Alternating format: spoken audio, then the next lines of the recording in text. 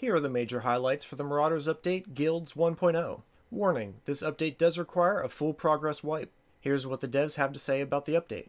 Guilds. We consider this a first pass on the game-changing feature. You can create a guild if you have the requirements, be level 10, and have 100k credits. Players can join guilds for free at any level. Guild captains, the creator, can provide a name and select which guild patch design they want. Patches are visible in the main menu on banners and on the player themselves on certain parts of cosmetics and gear for all guild members. You will also have access to a guild chat, guild trader, and of course the hideout, of which some of these features are tied to progression when extracting with an enemy's guild patch. You will have a freebooter status if you are not from a guild or have mixed guild members within your crew. This means you will not bring in lootable guild patch, and any enemy guild patches extracted will be void. Each patch is worth 1 point for your guild. Raider mode currently assigns the freebooter status. Put simply, if you want to build XP towards progressing your guild, make sure you are in a guild and that all the members of your current crew are in the same guild when going into a match. Guild hideout. You and your guild members will have unlimited access to your private base, the guild hideout. This is tied to the progression of your guild, and more areas will unlock as you progress to a higher level. Through the guild tab in the main menu, you can choose which region you wish to launch or join. Once inside, you can use the firing range, drink from the bar, or, more importantly,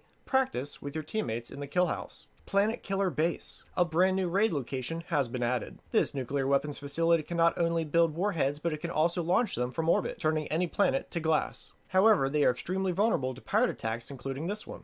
You will discover the United Allies have lost control and raiders have broken loose. This is a ship docking only station, which has defensive turrets protecting it, so be careful when navigating your ship past its defenses. Notable landmarks include a railway system, industrial workshops, and of course, a nuclear missile launcher. Main menu UI rework. We have reworked a good chunk of the main menu UI to incorporate the new mechanics that are coming with this guild's update. Some of the notable larger changes include reorganizing things to help make the menu more unified and flow better, implementing the new UI for the guilds and friends system, changing the way you crew up to be more simple and require less going into and out of menus, adding crew text chat, expanding the shopkeeper UI so you can now access multiple shops. You will see the UI still has placeholder and work in progress elements in places. We want to make sure we get the flow and feel right first, and then we will phase out the placeholders over future updates. Trader rework.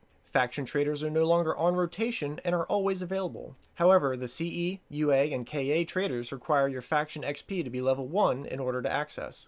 The Pirate faction is unlocked from the start and has a 40% reduction in cost. The Guild Trader is unlocked whilst you are part of a guild. Available items in these shops have been reshuffled with certain items removed. This is not final, but each faction trader will have their inventory belonging to a theme, such as Captain Wolf, CE, being high damage and armor, Major Rosie, UA, being medical and military supplies, and Overlord, KA, being special weapons. XP revisited. Issues became clear during the first public test environment that the XP requirements per level were definitely not as intended and were in fact broken. This resulted in very small differences between the early levels and flatter amounts later on, when they were supposed to be exponential. We addressed this problem and tested out the changes in our second PTE, and things were feeling much better. To prevent it from feeling like we just increased the amount of XP needed, we wanted to make sure the player has several methods to gain XP to compensate. For example, you can now gain XP from completing trades, with certain ones having extremely high XP amounts, done a huge rebalancing for certain NPC kills like the Warden giving over 1000 XP, and larger gains from completing missions in the Zero to Hero campaign. We hope this results in more consistent experience with opportunities for exciting revelations. New weapon, the Grease Gun.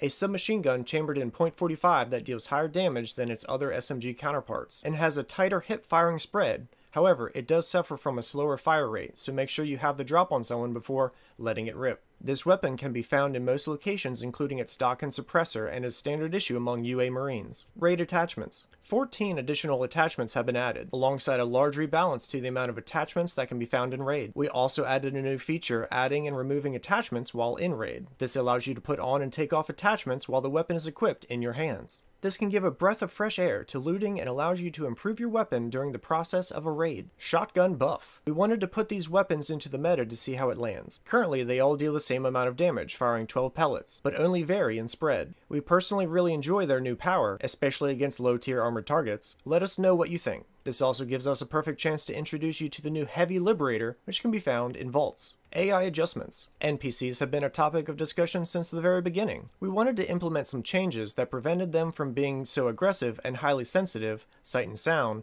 which would allow them to have a wider range of behavior. This may result in them seeming unaware sometimes, but it also allows them to patrol, camp, and even loot, rather than them constantly charging targets. This will still happen, but at least not in all instances. Internally, this has led to interesting new playstyles like sneaking up behind them and even following NPCs to nearby loot stashes. We will continue to monitor the situation, as we know they can just seem clueless at times, but we are excited by what this change brings. Raider Mode version 2.0.